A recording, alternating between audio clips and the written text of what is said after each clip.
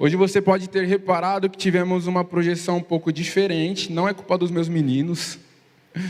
Nós tivemos alguns problemas técnicos com o computador, eles estão usando o meu, então vamos ver se o meu tem tudo o que precisa, né?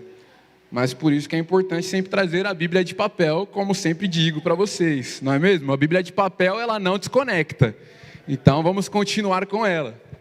Mas hoje eu quero falar com vocês sobre algo que foi gerando no meu coração essa semana, que é o seguinte: qual é a vontade de Deus para as nossas vidas? Então, é claro, todos nós em algum momento já ouvimos dizer que a vontade de Deus ela é boa, perfeita e agradável. Mas que vontade é essa que é boa, perfeita e agradável? Quando nós estamos falando da vontade de Deus, o que isso quer dizer realmente para as nossas vidas? Então, às vezes a gente pensa disso de uma maneira meio genérica e por isso não consegue ter um caminho a seguir.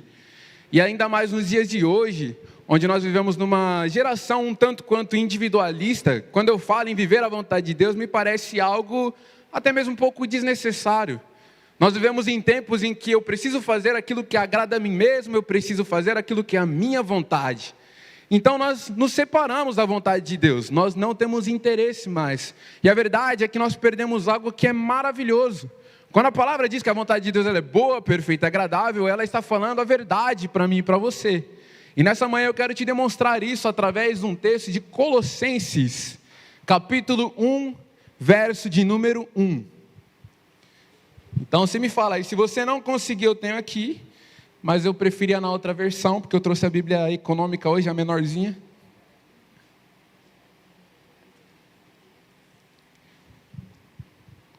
Coloca depois na NAA, mas sem pressa. A palavra diz: Paulo, apóstolo de Jesus Cristo, pela vontade de Deus, e o irmão Timóteo. Eu gosto que aqui, embora seja apenas uma introdução, ele já começa falando: apóstolo pela vontade de Deus. Aqui ele já dá um pequeno vislumbre daquilo que a gente vai ver hoje. Que a vontade de Deus, ela existe em duas formas. Existe a vontade de Deus global, para todo ser humano, e existe a vontade de Deus individual, para uma pessoa específica. Então, quando nós falamos da vontade de Deus, eu quero te dizer que Deus ele tem uma vontade para a sua vida. O Senhor, ele te olha como um indivíduo, não simplesmente como um corpo, como uma grande nação. O Senhor, ele sabe o seu nome. Ele sabe exatamente aquele que você é, ele sabe as suas características, as suas qualidades, porque ele te criou dessa forma. Foi o Senhor quem fez cada pequeno detalhe de você. Então, quando eu vejo o apóstolo Paulo dizendo que eu sou assim pela vontade de Deus, eu já começo a entender algo. Eu entendo que o Senhor tem sim algo individualmente para mim. Eu entendo que há uma direção de vida para ser seguida. E eu vou continuando aqui. Eu não enxergo bem, vou ser bem sincero. Não estou conseguindo passar. Dá um cliquezinho para mim aí, fazendo um favor, meu amigo. Obrigado. Aos santos irmãos e irmãos fiéis em Cristo, que estão em Colossos, graça a vós, paz da parte de Deus, nosso Pai, e do Senhor Jesus Cristo. Aqui tem uma coisa que é interessante para mim, porque eu já ouvi essa pergunta algumas vezes. Pastor, por que o apóstolo Paulo chama a igreja de santos? Nós não somos pecadores? Eu não sei se alguma vez você também já se perguntou isso. E para trazer isso de uma forma esclarecedora, eu gosto que tem os famosos 3 tempos verbais da santificação. Nós fomos santificados, nós estamos sendo santificados e nós seremos santificados. O que isso quer dizer? Em primeiro lugar, nós fomos santificados, nós fomos livres do castigo do pecado. O castigo do pecado é a morte, separação de Deus, e nós somos alvos da ira de Deus. A partir do momento que eu confesso o Senhor como Jesus, como Senhor e Salvador, eu estou sendo liberto do preço do pecado. No tempo presente eu estou sendo aperfeiçoado, eu estou sendo santificado. Eu estou sendo livre do poder do pecado. Então a cada dia, conforme eu estou sendo aperfeiçoado em Jesus Cristo, o pecado ele tem menos e menos influência na minha vida. Esse é um processo que nós vamos passando nesse tempo presente. E há a santificação futura, que é a libertação da presença do pecado. No céu não há qualquer vestígio do pecado, isso tudo ficará para trás. No céu não há tristeza, não há choro, nós nem sequer lembraremos de um dia da presença do pecado. Então, quando o apóstolo Paulo está falando sobre o povo santo de Deus, ele está falando de mim e de você, daqueles que foram santificados pelo sangue do Cordeiro de Deus. Amém? A palavra ainda nos diz em 1 João, o capítulo 3, verso de número 9, que nós que somos nascidos de Deus não podemos permanecer no pecado. Então eu já sei que eu estou vivendo hoje em uma vida de santidade. Embora talvez aconteça de eu cair no pecado, ela é uma ocasião separada da minha vida. Não é uma forma de vida, já não é mais um estilo. A partir do momento que eu peco, o Espírito Santo ele vai me convencer do meu pecado. Eu não vou permanecer nele, porque eu sou santo.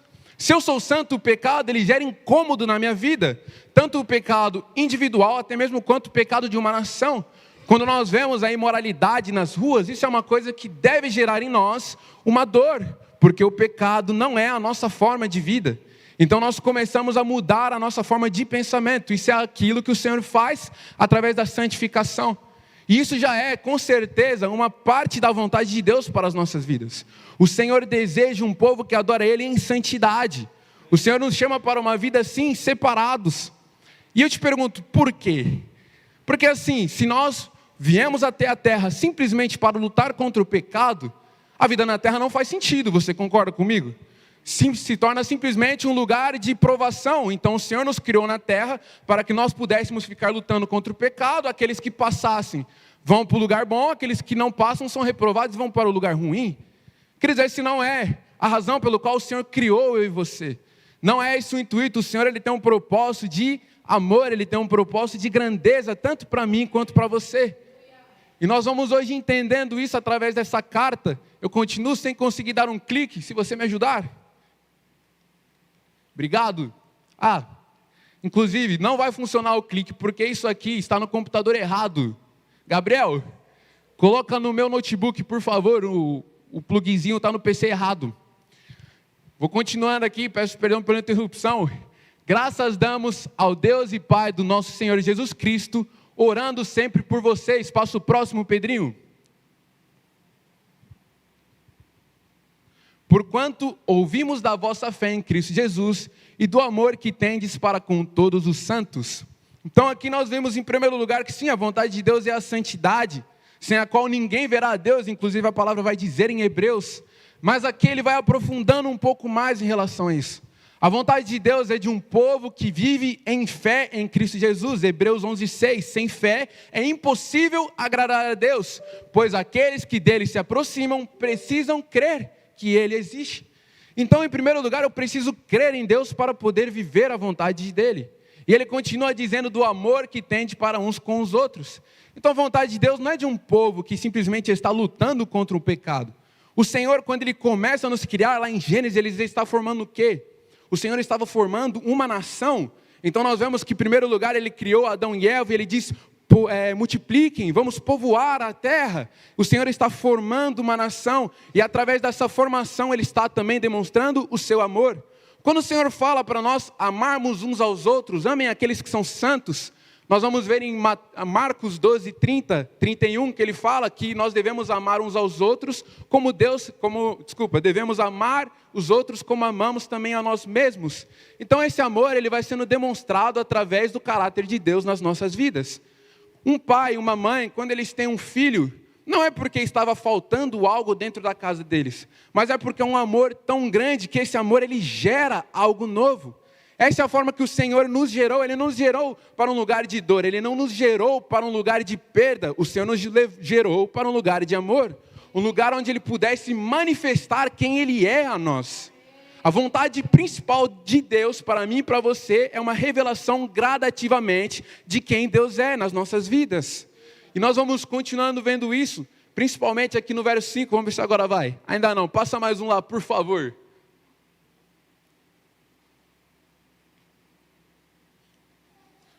Verso número 5. Eu vou continuar na minha aqui e uma hora vocês conseguem colocar para mim. Que vem da esperança confiante naquilo que lhes está reservado no céu. Você tem essa expectativa desde que ouviram pela primeira vez a verdade das boas novas. Então o que está sendo dito aqui? Esse amor, essa fé em Cristo Jesus, ela é gerada em um lugar. Eu não consigo gerar uma fé sozinho. Eu não consigo gerar um amor uns pelos outros sozinhos. Como eu disse, vivemos em uma geração individualista. Então como que eu posso gerar isso se eu habito no meio de um lugar onde cada um luta pelo seu próprio interesse? A única forma é se eu consigo enxergar a minha morada celestial. Então ele está falando, vocês têm esperança naquilo que está por vir. Quando eu volto os meus olhos para o céu, quando eu volto os meus olhos para as coisas que estão por vir, aquilo que é terreno vai perdendo seu interesse. Eu não consigo mais sentir ciúmes por você, eu não consigo sentir inveja, porque isso é passageiro. O fato de você ter mais ou menos do que eu, não é uma coisa que me gera nenhum tipo de sentimento. Isso não vai gerar em mim raiva, não vai gerar em mim ira, porque isso não move o meu coração. Eu estou olhando para a minha morada celestial, eu estou olhando para as coisas que estão por vir, então a minha mente, ela vai sofrendo uma mudança, vai sofrendo uma alteração. Eu estou aguardando a minha morada celestial, eu estou plantando em um lugar onde não pode ser roubado, onde nada pode corroer. Como então que eu vou viver disputando com os meus irmãos? Qual que seria a razão para eu talvez ficar com raiva, com ira de uma pessoa, entendendo que isso tudo é passageiro? Esse sentimento, ele há de sumir em algum momento. Toda a dor que eu senti, tudo isso vai ficar para trás. Eu vou estar em um lugar de plena satisfação, onde nada mais vai poder me atingir. Então, quando eu estou colocando meus olhos no céu, o amor de Jesus, ele vai sendo gerado dentro de mim. Porque eu vou enxergando a minha morada celestial. Aqueles que enxergam aquilo que é eternidade, têm as suas mentes transformadas. E isso é mais uma grande dificuldade nos dias de hoje. Porque o ser humano, infelizmente, ele é muito soberbo. Então eu estou falando daquilo que é a morada celestial, daquilo que para nós é incompreensível. Eu sei disso.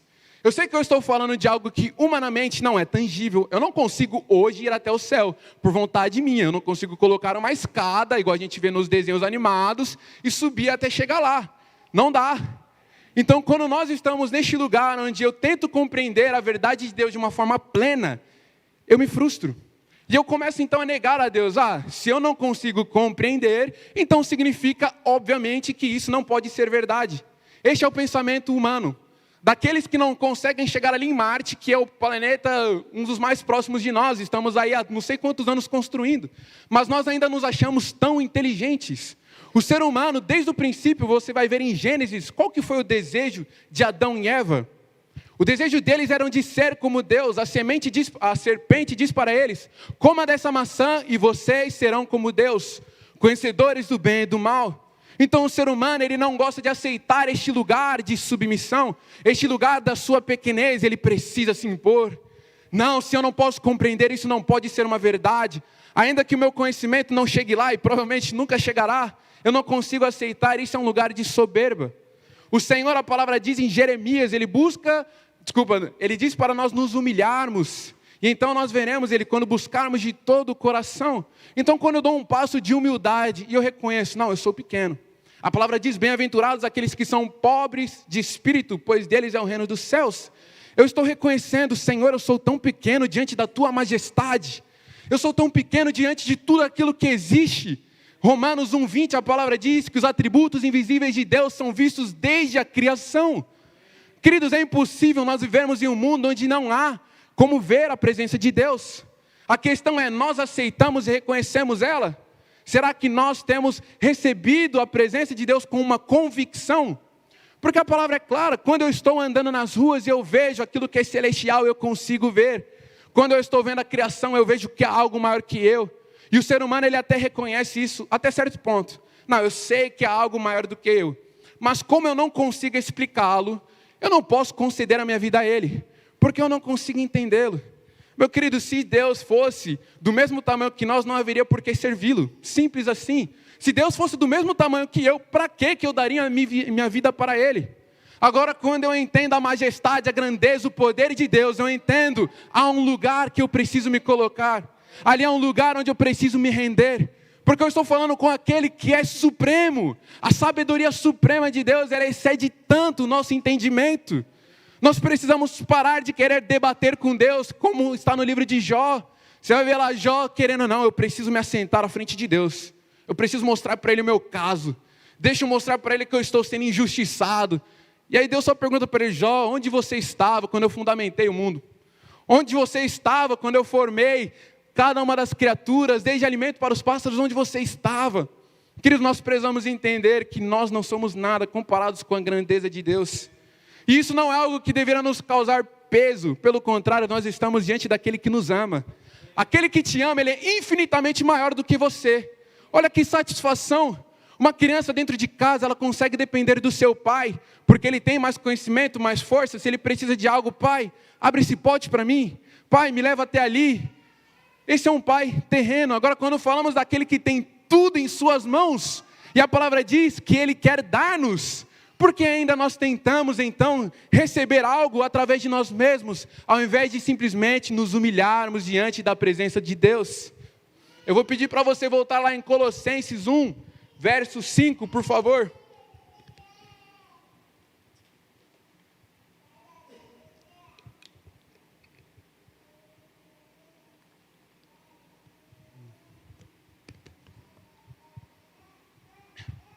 Obrigado. Então, nós vemos que quanto mais eu estou contemplando os céus, mais satisfeito eu estou em Deus. Eu preciso conhecer a Ele. Queridos, nós precisamos conhecer a Deus. Nós somos tão cheios de nós mesmos, a partir do momento que eu aceito, eu me esvazio de mim e começo a me encher do conhecimento de Deus, então a fé ela vai surgindo no meu coração. O Senhor ele está disponível, mas ainda, o homem ele gosta de questionar a presença de Deus. Então Pedro, por que Deus não aparece simplesmente na minha frente? Sabe, assim eu acreditaria, 100% de certeza, e eu concordo com você, realmente você acreditaria. Romanos 14, 11, a palavra diz que quando o Senhor voltar, todo joelho se dobrará, toda língua confessará que Ele é Senhor.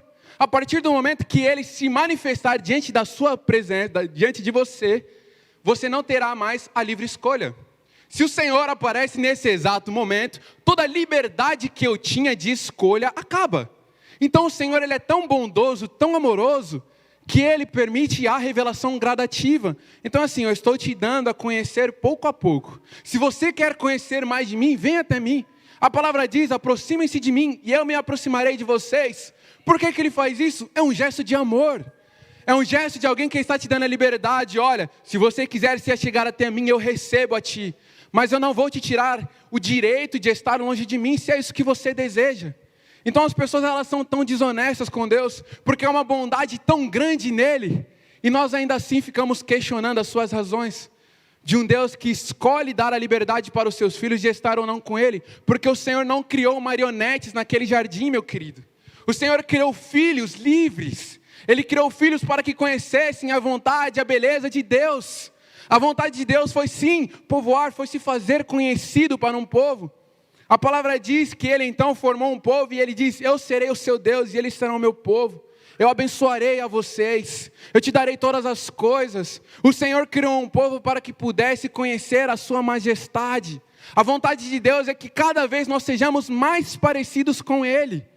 E eu preciso continuar aqui no verso de número 6, acho que agora vai, eu sou um cara de fé. Vai para o 6 por favor, Pedrinho. Agora, as mesmas boas novas que chegaram até vocês estão se propagando pelo mundo todo. Elas têm crescido e dado frutos em toda parte, como ocorre entre vocês, desde o dia em que ouviram e compreenderam a verdade sobre a graça de Deus. Então, qual a vontade de Deus para nós? À medida que eu conheço Ele, eu começo a gerar fruto. O fruto na Bíblia você vai ver descrito de várias formas. Você tem ali em João o fruto do arrependimento. De todo aquele que reconheceu que é pecador, que nasceu de novo e ele precisa dar uma ação que demonstre que ele mudou. Não é porque simplesmente eu digo, não, eu sou uma nova criatura, que eu realmente sou. A minha forma de viver, ela precisa mostrar através de uma mudança. Quando o Senhor ele está diante daquela mulher adúltera que seria apedrejada, e Ele fala então que ela foi perdoada sim, e Ele diz, vai e não peques mais. Há uma mudança, olha, você errou, eu estou te libertando do peso do pecado, que seria a morte naquele lugar. E Ele diz, vai e não peques mais.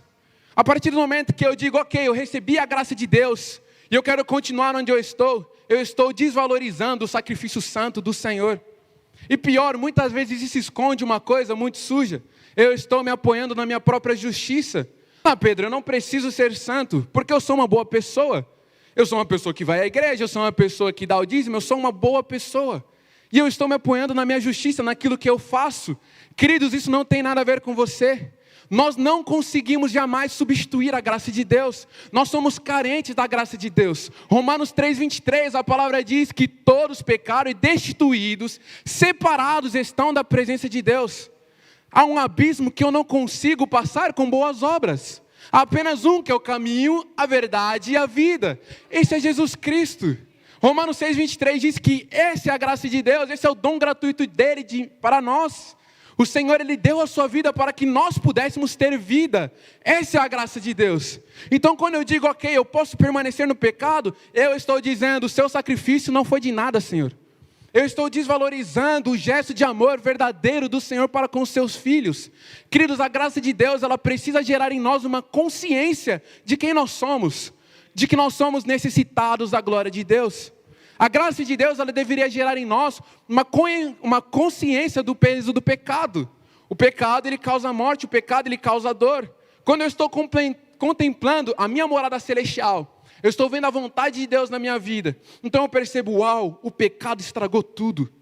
Olha como era perfeito os planos de Deus para nós, vivendo em amor, vivendo em um lugar de alegria, de paz plena. Olha como era perfeito os planos de Deus. Então a graça de Deus, ela está me levando ao entendimento. Esse pecado é horrível. Esse pecado acabou com a forma que nós somos. Não deveríamos ter inveja, não deveríamos ter guerras. Não deveríamos nos colocar uns com os outros. Então o pecado, ele já não tem mais essa ação em mim. Porque eu compreendi a graça de Deus. Eu compreendi aquilo que é a restauração do Senhor nas nossas vidas. E muito mais, eu compreendi aquilo que é a glória de Deus. Queridos, muitos entendem talvez o peso do pecado, mas não entendem o peso da glória de Deus. O peso da glória de Deus que reconciliou todas as coisas em si, como diz em Efésios. Aquele que está preparando para encher a sua igreja na plenitude da sua presença. A glória de Deus, ela traz uma transformação no tempo presente. Como eu te falei, esta vida não é uma luta contra o pecado. Essa é uma vida, é um lugar onde temos o conhecimento gradativo da glória de Deus. Eu estou vendo a grandeza do Senhor. Eu vejo que tudo aquilo que esta vida oferece é sombra das coisas que estão por vir. Então se eu encontro alegria, talvez, em comprar algo, se eu encontro alegria, talvez, num relacionamento, eu vejo que essas coisas são sombras. Esse amor é uma sombra do amor de Deus por mim. Essa alegria é uma sombra da alegria de Deus por mim. Então eu quero aquilo que é a fonte. Eu preciso da fonte que vem do meu Senhor. Quando nós falamos da graça, eu estou falando da verdade de Deus. O que é a verdade? Perguntaria Pilatos. Queridos, a verdade é Jesus. Quando eu entendo a verdade e eu tenho sede por essa verdade, então tudo aquilo que é falsificação, que é uma imitação da glória de Deus, já não me satisfaz. É o que eu falava com os jovens no Heroes, queridos, isso é um lugar tanto de pessoas satisfeitas com pouco. É uma satisfação muito pequena. Como que eu posso ficar satisfeito com a sombra daquilo que é perfeito? Se eu tenho acesso à presença do Deus verdadeiro, por que eu vou ficar satisfeito com essa sombra de glória? Queridos, que a nossa sede pela verdade nos mova por aquilo que é a fonte. A vontade do Senhor é que nós venhamos beber da sua fonte. Ele disse isso para a mulher que veio de encontro com ele. Se você soubesse quem eu sou, você me pediria água.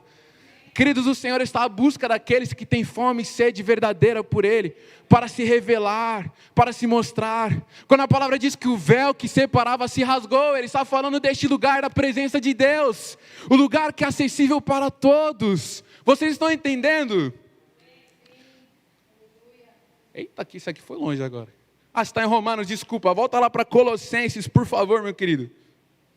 Colossenses 1, verso de número 7, por favor.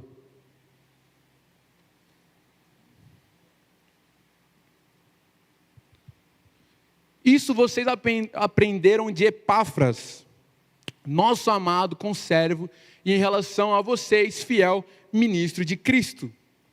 Então nós estamos aqui falando da vontade de Deus, que é revelada em fé, em amor e em santidade.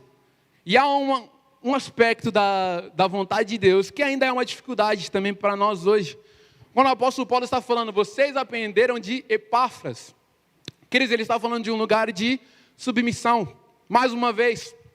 Porque o entendimento da palavra, nós achamos que é um lugar de simplesmente, eu me tranco na minha casa, e eu quero a minha busca espiritual individual.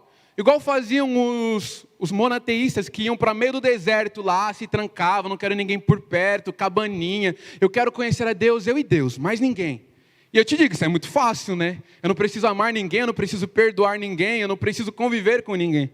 A vontade de Deus para nós é esse lugar de sujeição uns aos outros. Aquilo que estava sendo ensinado, ele vai dizer que estava também sendo aprendido por eles. Eles estavam recebendo a revelação através da vida de Epáfras, e aquilo estava trazendo transformação, porque eles tinham fome e sede. Muitas vezes, quando nós vamos falar com uma pessoa, ela já chega cheia de argumentos. Não, olha, eu já sei isso. Não precisa falar porque eu já sei.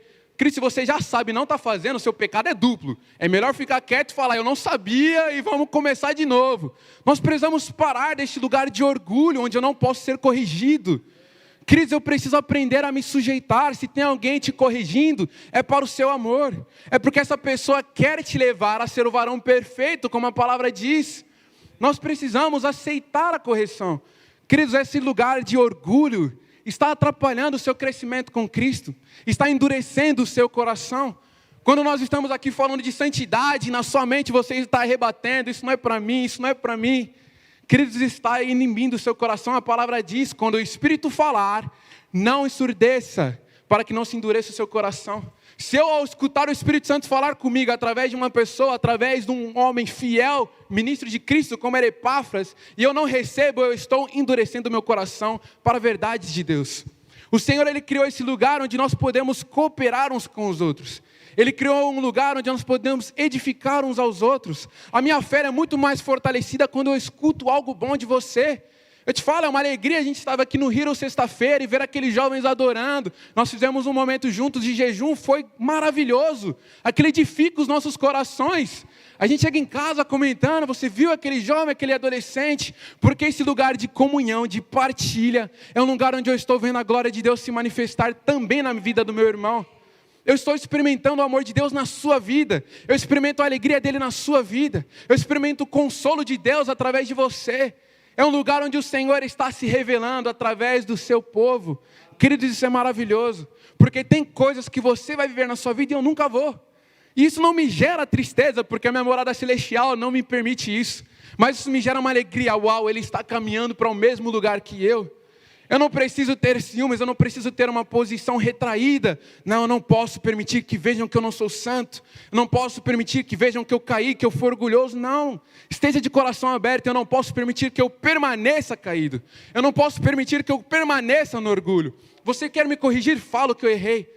Me ajuda, me corrige, vamos orar juntos. Esteja aberto para a correção, queridos. A palavra diz que nós temos um sumo sacerdote que é Jesus Cristo. É Ele que está pastoreando as suas ovelhas. Nós aqui apenas somos servos do Senhor. Nada daquilo que falamos vem de nós. É apenas a palavra, eu não te falo mais do que a palavra. O Senhor, Ele quer te moldar à forma dEle. Permita-se ser moldado. Abandone essa posição de orgulho, de já sei tudo. Coloque-se num lugar de humildade, de uma pessoa que quer aprender a ser mais parecido com o Senhor. Amém? Agora está funcionando. Obrigado, Pedrinho. O qual também nos contou do amor que você tem no Espírito. Para mim isso aqui é simplesmente lindo, porque nós estamos falando da vontade de Deus.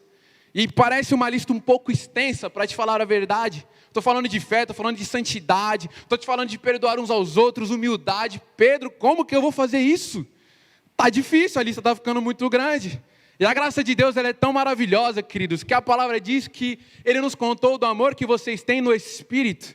Quem que vai acrescentar esse amor dentro de mim e de você? Esse amor, ele vem do Espírito de Deus. A palavra diz que Deus, Ele é amor. A palavra diz que o Senhor, Ele é bondoso, Ele é generoso. Então, como que eu vou amar o meu próximo? O Espírito Santo me dará a capacidade de amar. O Espírito Santo me dá a capacidade até de crer. A palavra diz que nós cremos mediante a justiça de Cristo. Eu só consigo crer porque eu enxergo a Jesus Cristo. A minha fé é tão limitada. Muitas vezes eu me acho tão sábio. Não, porque eu estudo sobre apologética, eu entendo, eu debato. Queridos, isso tudo, ok, você tem argumentos, mas a fé que gera raiz dentro do seu coração, ela só é firmada em Jesus Cristo. Eu preciso do Espírito Santo, eu preciso fazer como aquele pai que chega a Jesus e diz, me ajude na minha incredulidade.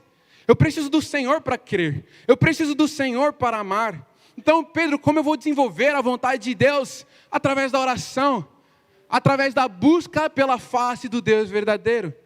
É um lugar de contemplação. Quanto mais eu estou enxergando a minha morada celestial, Jesus Cristo está sendo revelado. Quando Jesus Cristo está sendo revelado, eu paro de enxergar Ele apenas no céu. Eu começo a enxergar Ele aqui também. A palavra diz que o Senhor colocou todo o domínio debaixo dos seus pés, tanto nos céus quanto na terra. Neste lugar eu já estou presenciando a presença do Deus Todo-Poderoso. Quando eu vejo você, meu querido, eu estou vendo Deus. Sabe por quê? Porque você é a imagem e semelhança dEle. Deus, Ele é maravilhoso e Ele está te aperfeiçoando para cada dia se tornar mais parecido com Ele. Nós vemos em 2 Coríntios que com a face revelada nós refletimos a glória de Deus. Quanto mais eu consigo refletir a glória de Deus, mais as pessoas estão vendo Jesus em mim. E é por isso que eu falo, dar fruto é algo natural. Eu não estou preocupado se eu vou dar fruto, se eu estou revelando a glória de Deus através da minha face. Queridos, isso é algo tão natural. Eu não estou preocupado, eu preciso amar, eu preciso perdoar. A partir do momento que alguém comete uma ofensa, o meu coração se move para o perdão.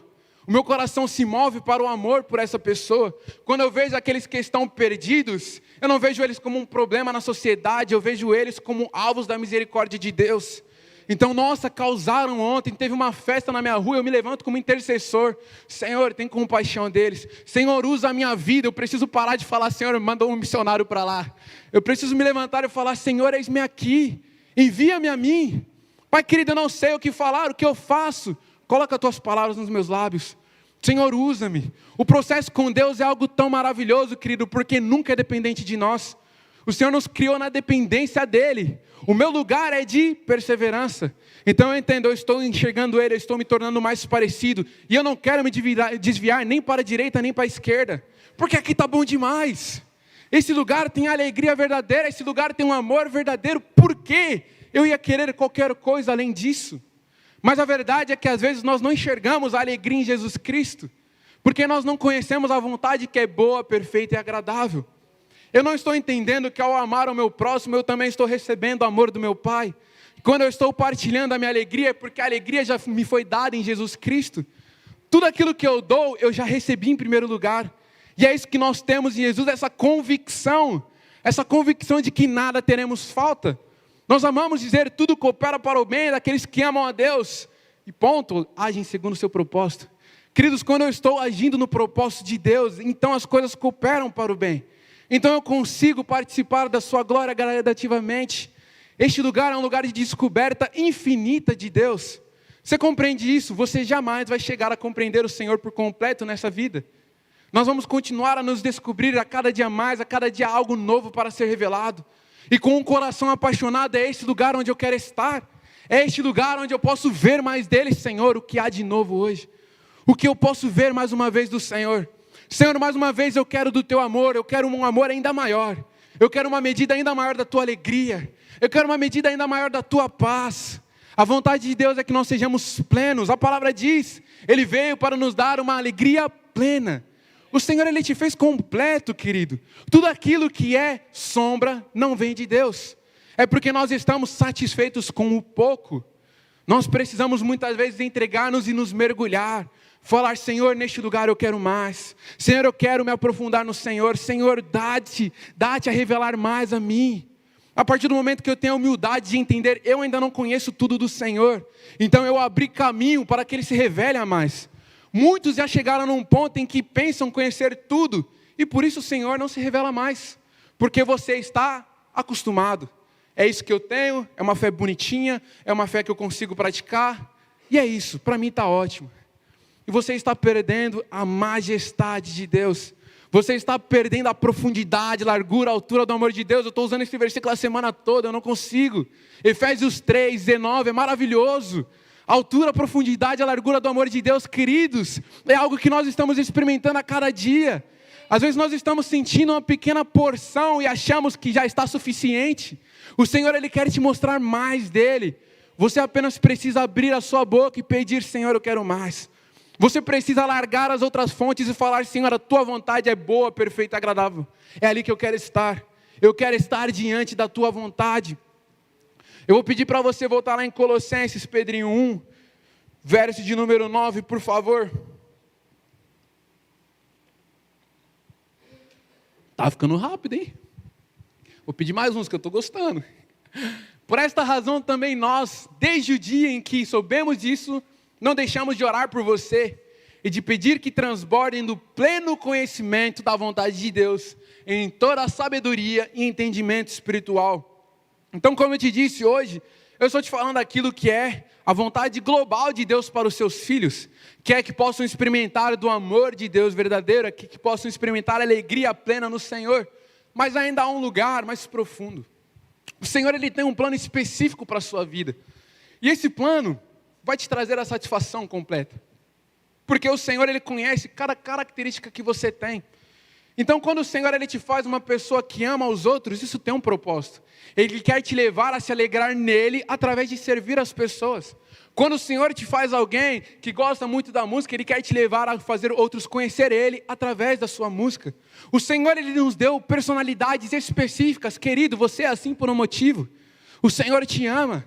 Às vezes nós estamos tão acostumados, infelizmente, quando se cresce em lares ruins, a ouvir que a maneira que nós somos é uma coisa ruim. Ah, você é desse jeito por quê? Quem me dera fosse diferente. Queridos, o Senhor te fez dessa forma por um motivo específico. Claro que é uma forma que precisa ser transformada, que às vezes a forma que nós somos, ela se perde um pouco no meio do pecado, então eu amo de forma errada, eu me alegro de forma errada. O Senhor, Ele transforma isso, e Ele usa para o louvor da glória dEle, porque Ele te criou dessa forma, para ser o louvor da glória dEle. A palavra diz que nós somos a sua obra-prima. Você é a obra-prima do Senhor. Você não é um acaso. O Senhor te fez dessa forma com perfeição. A palavra diz em Salmos que Ele te teceu no ventre da sua mãe. O Senhor, Ele te conhecia antes dos tempos existirem. Você é um planejamento perfeito do Senhor. E você precisa hoje conhecer qual a vontade de Deus específica para a sua vida. Queridos, nós precisamos nos perguntar: Senhor, o que o Senhor tem para mim? Porque a minha vontade até agora me levou até aqui. Mas eu sei que isso está tão pouco. Senhor, eu tentei no trabalho, eu tentei num casamento, eu tentei, mas eu nunca encontrei a alegria verdadeira.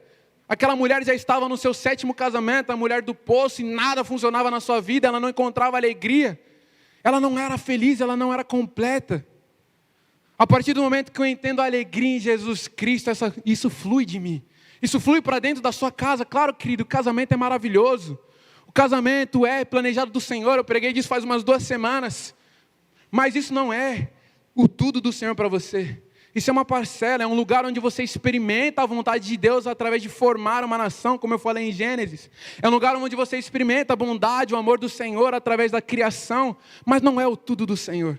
O Senhor, Ele ainda te leva para um lugar onde você pode conhecer Ele mais profundamente. O Senhor nos leva para um lugar onde a sua face é descoberta e nós nos tornamos mais parecidos com Ele.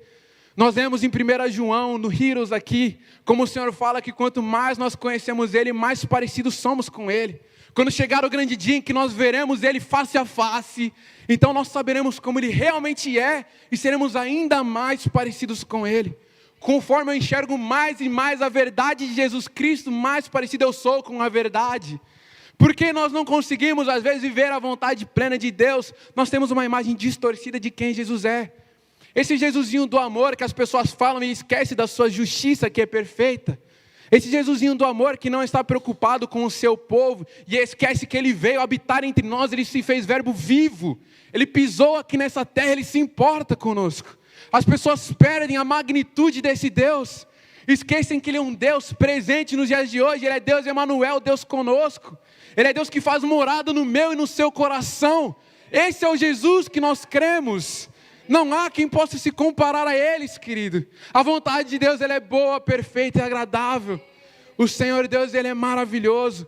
E Ele quer se revelar a mim e a você. Eu vou pedir para o louvor ir subindo. Eu já estou terminando, e hoje nós vamos fazer diferente. Eu vou orar com você no seu lugar mesmo. Mas eu quero frisar uma última coisa antes de encerrarmos. Queridos, o Senhor, Ele veio à terra para se fazer conhecido pelos seus. O que isso significa nas nossas vidas? Significa que o Senhor Deus, Ele tem um amor profundo, um amor que quebra paradigmas, que quebra barreiras. O Senhor, Ele quebrou a barreira de ser um ser divino, se esvaziando da sua própria glória para habitar entre nós. Não há limites para o amor de Deus. O apóstolo Paulo diz: estou convencido de que nada, nem potestade, nem autoridade poderá nos separar do amor de Deus. É essa forma que o Senhor nos vê. Esse é o amor revelado do Senhor àqueles que o amam e agem segundo o seu propósito.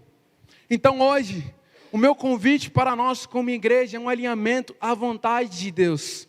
Queridos, o quanto da vontade de Deus tem sido manifesta dentro da sua casa. O quanto hoje o seu casamento reflete a vontade de Deus. O quanto hoje o seu trabalho reflete a vontade de Deus. O quanto hoje os seus relacionamentos refletem a vontade de Deus. O quanto preocupado nós estamos com a vontade de Deus. A graça suprema do Senhor é algo para ser desfrutado a cada manhã. É um júbilo para aqueles que o conhecem, é uma alegria que rompe no nosso interior. É como rios de água viva que fluem dentro de nós. E este é o lugar onde o Senhor quer nos levar. Neste lugar onde o nosso interior é completamente deliciado na sua presença. No lugar onde a minha morada celestial ela se torna uma realidade no tempo presente. O Senhor ele já tem nos dado da sua divina natureza. Pode ler em 2 Pedro, capítulo 2, verso de número 4, se eu não estou enganado. O Senhor hoje ele já nos dá a conhecer a sua divina natureza. Ele nos atraiu até Ele com a sua glória e majestade, a palavra vai dizer. Ele preparou todo o caminho, simplesmente para que você pudesse recebê-lo ou não.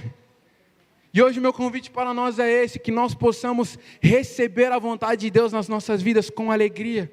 Que nós possamos hoje nos alinharmos a Ele. Amém? Então eu vou convidar você a fechar os seus olhos nesse momento. E antes de eu orar, eu quero te dar um minuto para você refletir sobre essa vontade de Deus, sobre a graça dEle. O quanto dessa graça tem sido experimentada por você, para que você possa conhecer a vontade verdadeira